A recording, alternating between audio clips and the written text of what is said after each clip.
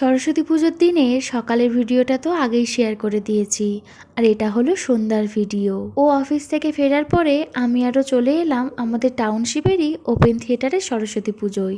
সকালে আমি আর মা পুষ্পাঞ্জলি দিতে এসেছিলাম, তখন তো এসে ঘুরে গেছি, প্রসাদও নিয়ে গেছি। এবেলাও মাকে বললাম যে এসো, মা বললো আমি আর যাবো না, তোরাই ঘুরে আয়। সকালে তো একরকম সুন্দর লাগছিল, আর সন্ধ্যার এই লাইটিংগুলো জ্বালানোর পর যেন আরও সুন্দর লাগছে। চারপাশটা খুব সুন্দরভাবে সাজিয়ে তুলেছে। সকালে পুষ্পাঞ্জলি দেওয়ার সময় তো অনেক মানুষজনই ছিল, সকালের থেকে দেখছি এখন বেশি মানুষজন এসেছে।